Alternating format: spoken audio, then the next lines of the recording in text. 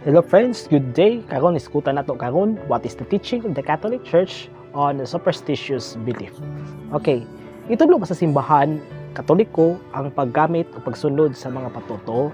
Guys, ang natay bal-ad nga we are not attacking a person but a practices which is condemned by the church. Muna to itong iskutan karon. Question number 1. Unsa gitudlo sa simbahan may tungod sa pagtutuo? Ang Catechism of the Catholic Church number 2116 nagkanayon, all forms of divination are to be rejected. Recourse to Satan or demons, conjuring of the dead, or other practices falsely supposed to unveil the future, consulting horoscopes, astrology, palm reading, interpretation of omens and lots, and the phenomena of clairvoyance, and recourse to mediums, and all conceal a desire for powers over time, history, and the last analysis. Other human beings are well as wish to conciliate hidden powers. They contradict the honor, respect, and loving fear that we owe to God alone. Pasabot, matod pa sa Catechism of the Catholic Church number 2116, nga ang danang matang sa mga patuo-tuo, pagdiwata, pagsangpit sa panulay, ang paglitag sa isig kaingon, panawag sa mga kalag sa nangamatay, tungod sa atong natay katuyuan, o pagkaha magtagna ta sa mga umaabot nga panahon, kanang tanan ni sukwahi gina sa pagtuong Katoliko ang paghiskot o pagkonsulta sa horoscope sama ng Virgo sa mga Capricorn nga iya sa insik dili praktisado sa Katoliko. Isupak usab sa simbahan ang astrology nga adto daw kinabuhi na subay sa bituon, palm reading ang pagpahimalan ug ang tanan nga mga omens or bad lucks ginadili gina sa atong simbahan. Ang pag-adto sa mga mediums kanang gitugahan kuno sa mga santo sa Santo Niño mapagmaytingog wala kana tuguta sa atong simbahan igsuon. Conceal with power over time, history, and the last analysis. Pasabot mga mananagna sa maabot nga panahon nga daw sila makatagna sa unsay panghitabo ug sa tanan nga mga hidden powers sa mga gahom-gahom, either black or white magic, gina-reject gina sa simbahan. They contradict the honor, respect, and loving fear that we owe to God alone. Nakasupak kini tungod kay adunay Dios nga labing gamhanan o siya ang nahibalo sa tanan. Mura kasukwahi ka na ngadto sa pagtulunan sa simbahang Katoliko. Ang Catechism of the Catholic Church number 2117, sunod sa 16:17, all practices of magic or sorcery by which one attempt to tame occult powers so as to place that all one's service and have a supernatural power over others, even if they were for the sake of restoring the health, are gravely contrary to the virtue of religion. Sa Bisaya pa, ang tanang matang sa mga mahika nga makapadaot sorcery, magpalitag og tao, magpahatag tag sakit, o baka nag-ada ta sa mga occult powers, mga kulto. So, place that the service of supernatural power over others. So, nagtuta nga ito'y gahum sa pag-ayo sa balatian. Ilabi na kining mga tawag na itong mga patawal. Ginadili gina sa atong simbahan o sa atong pagtuo. Kaya nakakontrary gini siya sa pagtuong Katoliko diha sa atong pagtuo. These practices are even more to be condemned when accompanied by the intentions of harming someone. Labi na kung kinipod ng mga gahom-gahom dambalan, kung kabalo sila manambal, kabalo po daw ang uban upan daot. Pagtunglo, curses, or when they have recourse to intervention of demons, wearing charms, ang pagtaod og mga anting-anting, ginadili yun na sa atong simbahan. Spiritism, sama sa spirit on the glass, papanawag sa mga engkanto sa kahoy kung manambal, ginadili yun na pagtudlo sa atong simbahan. Recourse to so-called traditional cures, sa man kining binisaya. Actually, brothers and sisters, dili man nato atake ang albularyo tungod kay sa wala pa na develop ang medical science, ang nabuhi ang tao, naayo ang tao tumikan sa albularyo. Ang albularyo gikan kana sa word herbalaryo, meaning herbal. Sato pa ang nakaayo sa tao kining gasa sa Dios naghatag sa kinaiyahan, which is the herbal. Pero kung manawag na galing mga engkanto, mga diya sa baliti, diya sa mga kahoy, nga imbis kay mangwa taog ugat sa baliti aron himong herbal labi sa mga piang-piang apan nanawag man ta sa engkanto diha ta nakasupak sa pagtuo kay gikama man na sa Dios alang sa iyang katawhan. So mo na siya maigsuon nga nakasupak yun na siya. Ikadua, nga pangutana. Ang Biblia nagmatuod ba gayud niini? Yes. Ang balaang kasulatan nagmatuod yun niini nga ginadili gid ni siya sa atong pagtuo.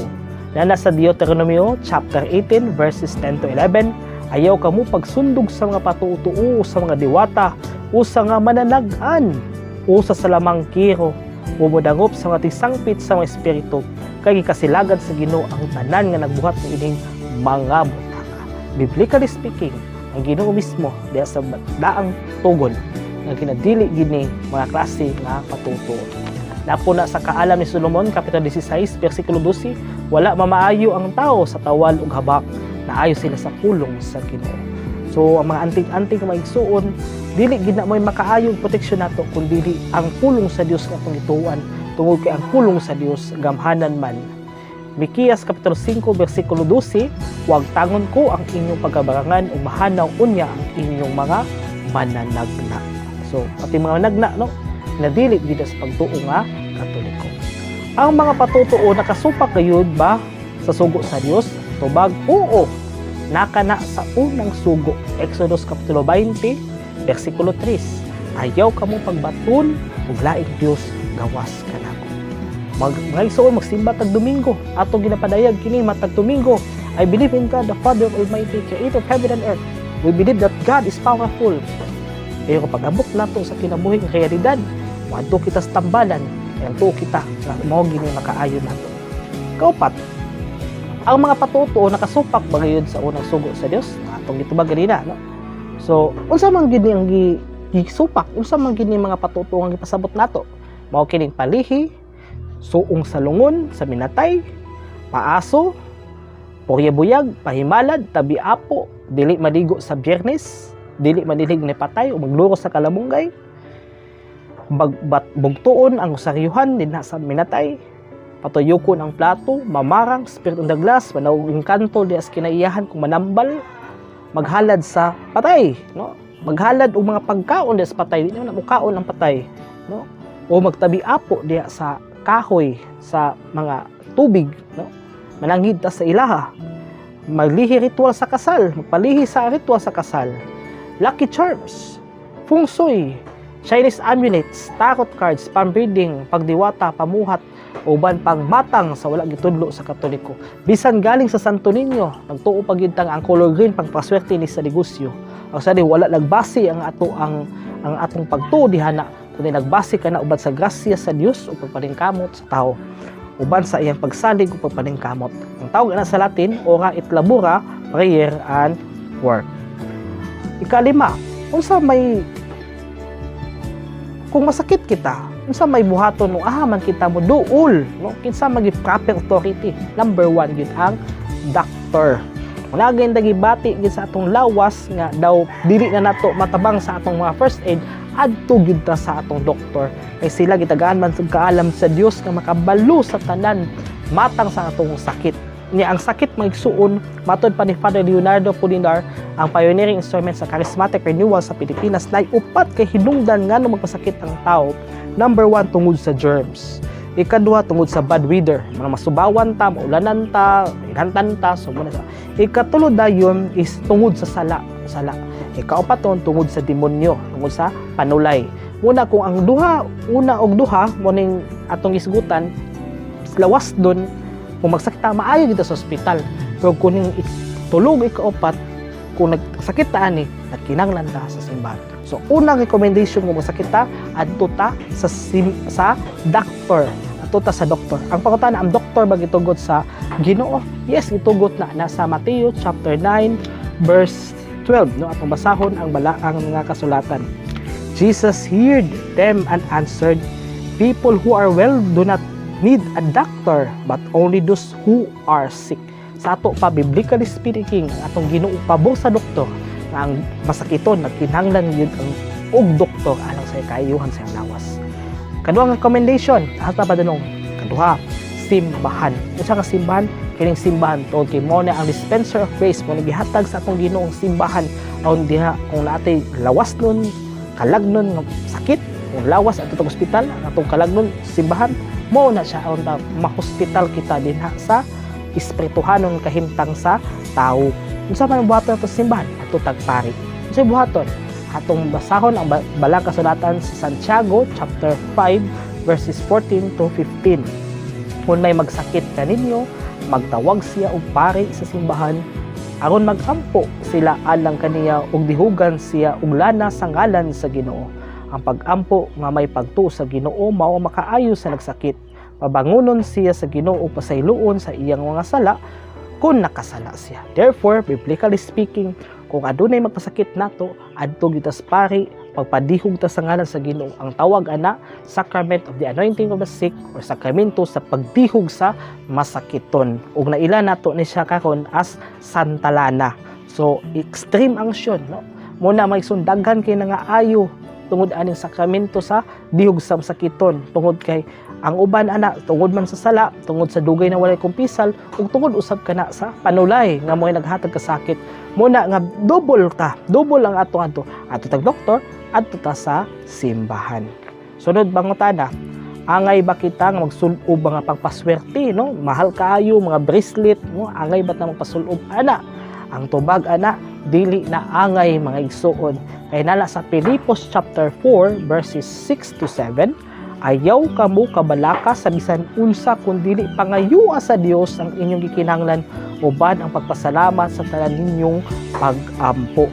Og ang karinaw sa Dios nga dili matugkad sa tao manalipod sa inyong kasing-kasing munahuna diha sa inyong pagkahiusa kang Kristo sa Jesus. Sato pa og naatay relasyon diha sa Ginoo, mag-ampo ta kaniya kay siya man ang tuburan sa tanang grasya. Dili na pinaagi ang mga anting-anting nga wala man ta nang gitugot sa ng Ginoo. That's why naatay mga sakramentas, mga rosaryuhan, ang mapulihan nato itong paglantaw nga kini ra gyud ang i-approve sa simbahan giya sa pag-ampo. Ug dili kining mga patuo-tuo nga dili iya sa simbahan ug gituoan nato nga kini daw maayo. Apan nagdili na sukad ang simbahan ani, mismo ang simbahan nagdili gid ani ug ang balaan nga kasulatan. Ikapito, karon asa man nako i-surrender ang akong mga anting-anting, no? So i-surrender na siya igsuon ngadto sa inyong duol nga pari, no? Padre Cura or member sa Catholic Charismatic Healing Ministry, i-surrender na dito, or member sa Deliverance Ministry aron ikaw tambagan kung unsay buhaton nimo aron matangtang ka ng mga gapos bandages nga naa kanimo nga tungod anang mga tambalan. Now, karon unsa may recommendation nato kung naa ta ana? May suon dagan kay tagkaila nga nagmasakiton tungod aning mga butanga. Dagan usab nato karon nga nagtuog sa Dios dili pinagiana panalipdan sa Dios. Maigsuon ang kanang mga anting-anting maigsuon gikasupak gid na sa pagtulun-an sa atong simbahan. Mo na nga una ataan na maigsuon wala ta mosalig sa gahom sa Dios, no? Salmo 91, ang Dios atong tigpanalipod. Muna maigsuon nga mismo atong Ginoo galing nadutlan galing sa mga lansang sa diyang gilansang sa krus. Ikaw pa baka dili madutlan og pala, di madutlan og bildo, o matunok, o di ka madutlan sundang, maigsuon na insulto nato ang atong Ginoo. Kay tao siya, gawas nga Dios tao siya, apan diha siya kamatayon, diha ibabaw sa krus, namatay siya sama kanatong tao. Wala maigsuon niya. Importante gyud nato nga sarikway gyud nato na siya.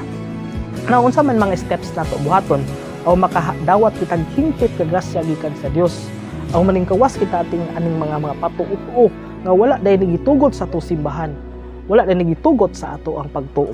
Number 1 ang yung buhaton is renouncement of your occult involvement. Ang atong mga anting-anting, mga lana sa tambalan, dadun nato sa exorcist, dadun nato sa pari, ito surrender nga di na gyud ka mo makig-associate ani.